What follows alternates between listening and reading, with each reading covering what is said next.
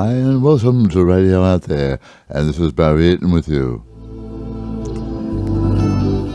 And this week my guest is Leonie Blackwell, and Leonie will be talking about emotional wellness and a very interesting way of actually helping yourself in particular. Leonie Blackwell this week on Radio Out There. Leonie, hi and welcome to Radio Out There. Yes, thank you very much for having me here, Barry. It's fantastic to be able to have this opportunity to chat with you. My pleasure. Now, you have a wonderful background, everything. You're a naturopath, you've helped people with emotional wellness, you've even stood for politics. You just told me before we started chatting. How about that? So what led you across here to tapping? And for those people who don't know, I mean, I tap all the time, but tell us about tapping. Yeah. So tapping's been around since about the 1990s, but originally where it stemmed from was actually a man called Dr. Roger Callahan. So he was a psychotherapist. He was trying to figure out, he particularly focused around fears and phobias, and he was trying to work out a way to try and help people who were not responding to, at the time, the traditional methods. And he was really fascinated by the Chinese meridian system. So anyone who does know anything about tapping are aware that we tap on for very specific tapping points, and those points are actually meridian points. And so it was actually him that put it together, where he started trying to work out that if you could put a needle in there and you could put pressure on there, why couldn't you just tap on it to create a shift of vibration through the meridian system? And he was particularly working with a lady, and her response was very dramatic. Her phobia was getting worse, not better. He did this tapping just on the water meridian, so just on the stomach meridian here under the eye, and all of a sudden her phobia was gone. So he spent the next 10 years of the 1980s basically researching it, understanding it, and putting it together. So that was kind of where the traditional idea of tapping came from, and he called his thought field therapy. And then emotional freedom technique came along, and of course there's multiple other kinds of tapping processes that are using the same idea as that meridian tapping, but they've got different things to add. So matrix re-imprinting, trauma buster, which you'll have seen in my bio that I went to Jordan and worked with refugees with Trauma Buster, and now I've actually created my own, what I call empowered tapping. So it's still using the tapping points, but for me with empowered tapping, what I'm doing is I call it a scripted conversation with the parts of the brain. So it's the language, the words that are used are very specific to go into the limbic system, talk to the right brain, left brain, and prefrontal cortex to actually get the brain to realize what it no longer needs to hold on to, so we can start to let go of these really big patterns of beliefs around those core unmet needs and anything else that we need to process. So tapping, that's what tapping is, basically. Fair enough. Well, you talk about that in your book, Accessing Your Inner Secrets, and also show and demonstrate where you actually tap. Now, for those people, if we're on YouTube, you demonstrated before. You tap on the bra, you tap on all over the place there. But it's very important. Do you do that in order, or do you just isolate it and only do one or two? And I think that's one of the things that's sort of grown over time with the tapping process, because with thought field therapy, you tap on particular spots, and they mainly only have 2 or 3 spots that they tap on when they say their things. Then Gary Craig basically went, let's just do it in a flow and order from the top of the head down. He used fingertips.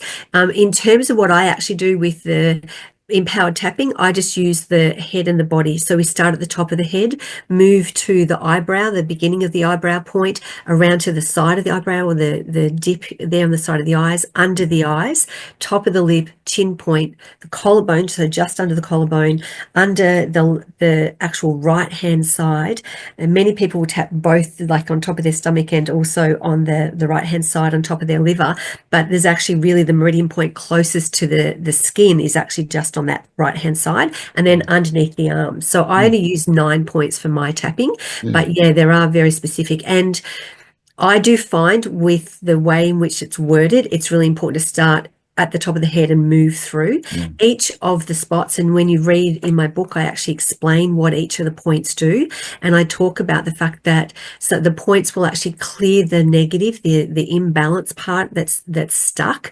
And then when you continue to tap, it actually helps bring in positive emotions. So tapping actually provides you the opportunity to clear out the debris, the emotion you don't want, and then bring in the flow and the energy that will actually bring optimism and positivity and a sense of self-confidence and those sorts of things into as you keep tapping, which is why we begin by tapping out the negative and or the blocks or the imbalances, and then we tap a positive affirmation in so that our brain, because our brain actually uses the same ways, the same methods to create imbalances or create beliefs that get in our road as it does create beliefs that are positive for us. Yeah, you talk about it as a release of energy. Now, that Yes. is so important because we are energy. We Yes. are a soul energy, just using a human body. Yeah. So why not tap into your soul and your various problems? I was going to ask you is there a link between tapping and also a spiritual link there? Oh, of course. Because, I mean, like you just said, we are all of that. I mean, ultimately, we are just energy and Mm. energy spirit. I mean, that is what we are. And if you break down, like you said before, as a naturopath, I actually was originally a school teacher, so I majored in politics and I majored in food and nutrition with a sub in health and human relations. So all of that kind of combines and comes together with the work that I do now. And the reality is, when you break it right down, we are literally a whole stack of electrons bouncing around, which is energy. So, and energy and spirit is exactly the same thing. So when we work on our energy system, we're really working on our spiritual system, and we are aligning ourselves to our true self. I also love flower essences. Flower essences are vibrations of the flowers they're made from, and that vibration energetically works through our body to bring us back into alignment and clear any blockages that are there. And the thing that fascinates me about the Chinese meridian system is that what they basically say is that the first sign that someone is actually getting a block in their meridian system is they have an emotional shift. So they move from feeling like they can manage to feeling like they can't manage. They feel that they'll find themselves angry very quickly instead of being able to just go with the flow. So that very first shift in our change of our energetics in our body is expressed through our emotions, the way that we think and the way that we feel. And so it's the first place often to start a level of shifting our physical well-being as well as our mental and emotional well-being. Now, in your book, you list 40 different emotional cycles. That's Yes. 40. Shows how complex we are at times, doesn't it? So, obviously, we can't go through all 40. What are the outstanding ones? I mean, we So, talk about love and empowerment and abandonment and all those yes, things that are so rife in our community. Uh, absolutely. what are the outstanding ones you Yeah. found? So what I talk about is the top five. All Mm. right. So the top five core needs that we actually have is to be loved, to belong, to be accepted, to be approved, and to feel worthy. Yeah. And most things will come back to those five, and everything else from there are still important, but they'll add layers. And in actual fact, just to throw a bit of an astrology thing there, because you commented that you do that, I've actually done a whole link between the core emotional needs that each astrology sign has, and that's a whole Ah. thing I do through journaling, and it's working with your moon cycles, and it links all the core needs that a particular sign will actually have, which is very I'm glad. telling. I'm glad you talked about the moon because people think astrology is the sun. Oh, well, the sun's important, but moon we Oh, associate with emotions. So the exactly. moon and what you're doing tapping, absolutely wonderful. Good for Absolutely. you. Yes. Absolutely. So, yeah, but to get back to those core needs. So, with each of those needs, I just want to do a little explanation of what I call the need fee cycle. Yeah. So, basically, it goes as simple as this: we have a need. When it's not met, we actually fear what it says about us. Because we fear what it says about, we experience that as anxiety and we feel uncomfortable. Our brains do not like that. Sigmund Freud told us way back in the 1930s that if we feel anxious, we're going to want to do something to take away that anxiety, that internal stress that we feel about a concept of ourselves. So what happens is our brain will then say, okay, I need a solution to this, and we'll go searching for a solution. What we actually find is the need. And it says, well, if I am fearful that I am, going to be abandoned, the fastest way that I can fix feeling abandoned is by finding being loved. So our brains will go and find someone to love you. Go feel loved. Go out and do things that will get you to feel like you're loved. And so what we will do is we'll go do those things. We'll roam around trying to find some way of being loved. And then eventually we come back and it's not met after a period of time. And again, we go back through this cycle of what does that say about me? And then, where's the solution? The solution's the need. So what the empowered tapping does is it tries to get in the road of that and say, hang on, let go of that fear. Because if we have, say, for example, I want to be loved, but I fear I'm going to be abandoned. I want to belong, but I fear I'm alone. I fear, I want to be approved of, but I fear that I'm not good enough. I want to be accepted, but I fear I'm going to be rejected. I want to be worthy, but I don't feel I'm deserving of it. So those fears are actually what drives us and controls a lot of what we do on a day-to-day basis. And even just to do a quick link and, bringing in my welfare days now, because like you said, I've got a diverse background. In the days that I was actually a youth counsellor, a lot of people with drug addiction actually have a core unmet lot of needs.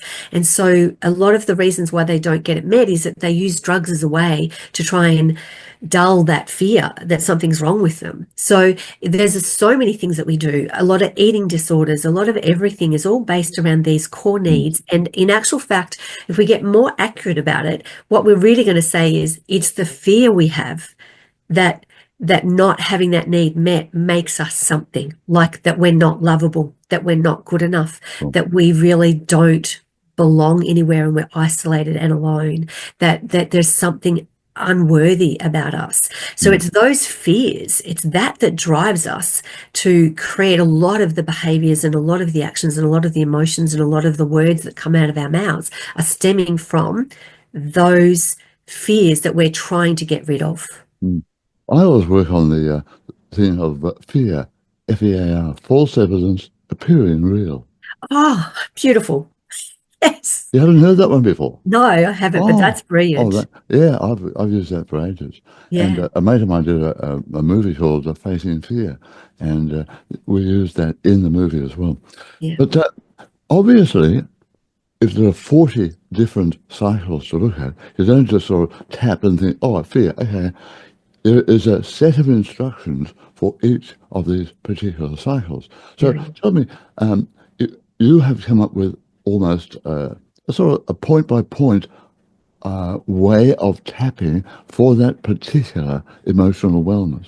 I have, yes. So there's a core structure to my empowered tapping, and this particular one comes from the structure that I call normal not. It's basically uncreate forever is actually the combination. And so just to explain what that means, for a lot of us, what actually happens over time is that our brain normalizes our experiences from childhood or even relationships. Even when we're adults, we will still have an experience. We can be in a bad marriage and we normalize how we're treated. And so that normalizing process then sets up, if we understand, let's bring it to that spiritual understanding, but also a biochemical for the way our brain is worked. If we go into the part of our brain, the pleasure principle, what it says is this is normal. Amygdala says, I want to keep you safe, so we're just going to do what we know. Now, unfortunately, a lot of the times it doesn't make a lot of logical sense, but what we know is surviving something.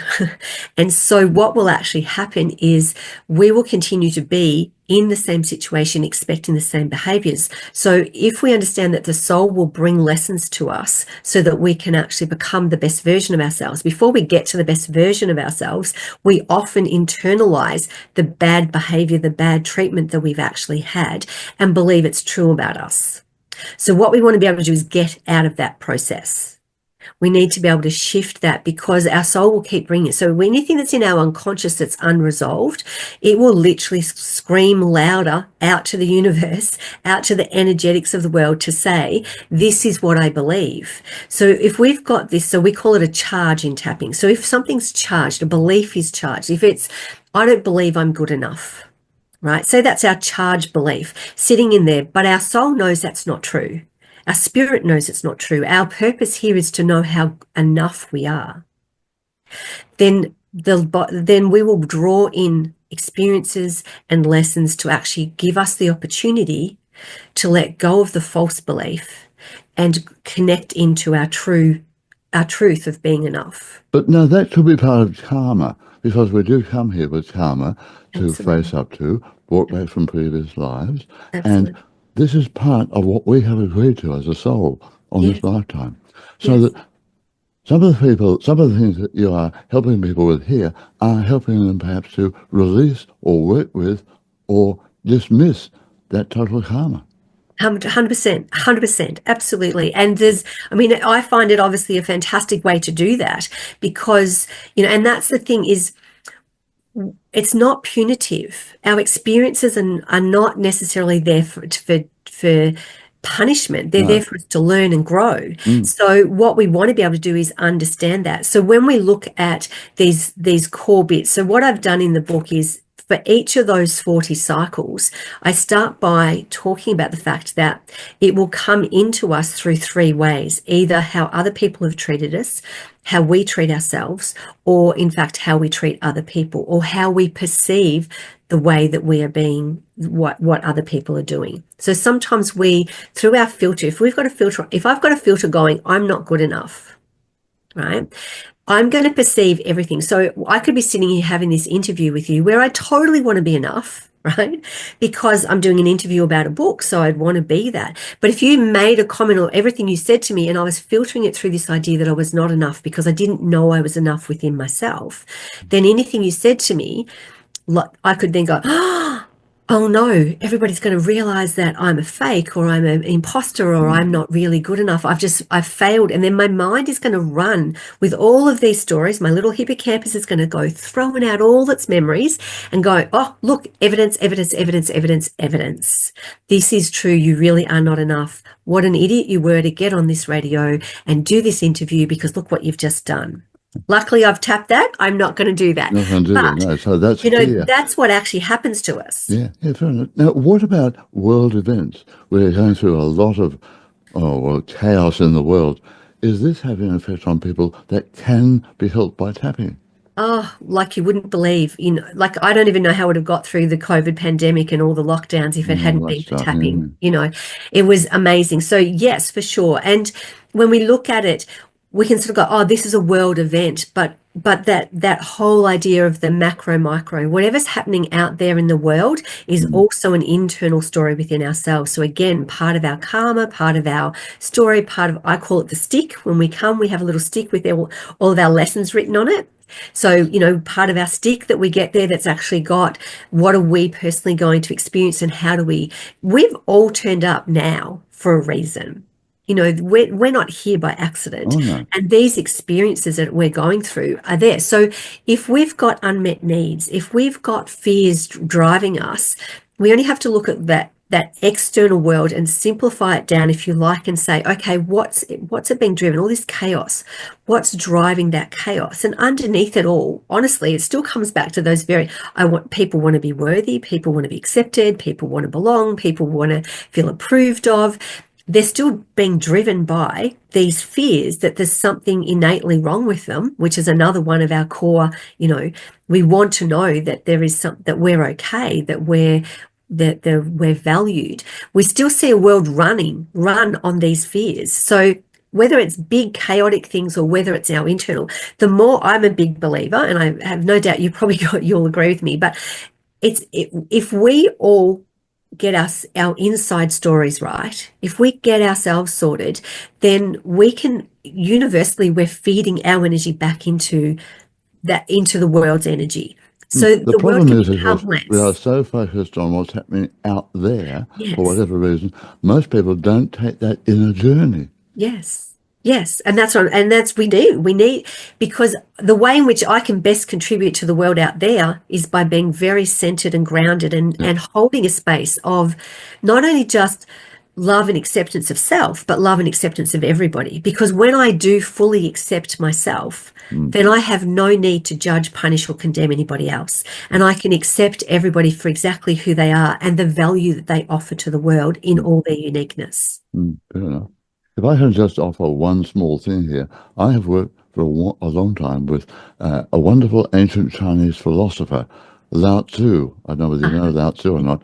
And I have in my office studio here his saying that I help so many people with, if you are depressed, you're living in the past. If you're anxious, we talked about anxious before, if you are anxious, you're living in the future. But if you are at peace, you are living in the present.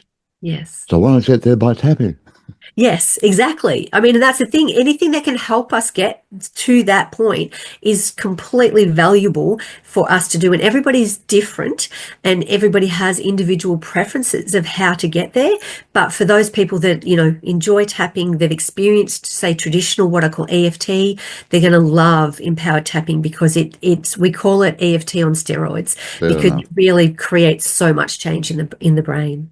Now, your wonderful book, Accessing Your Inner Secrets, available on Amazon Yes. and also through your website. I'll put your website up. Yeah. And also, you're saying in a couple of months' time it will be available internationally. Yes. So June the 1st, it will be available in the Northern Hemisphere. So that's Scandinavia, Europe, England, Ireland, Canada, America. And New Zealand is also going to be one of the countries that will be able to get it. So bookshops through Amazon, Animal Dreaming Publishing is my publisher. They have it on their website as well. Bookshops around Australia have it, or have access to it. If they haven't ordered it, go into that bookshop and get them to bring it in. Fantastic. Leonie, great book, and I hope you go really well with it. Thanks for coming on the program. No worries. Thank you. It's been a pleasure, Barry. Okay. Bye now. And you can check out Leonie's website at leonieblackwell.au. That's it for this week. I'll see you next time on Radio Out There. Bye.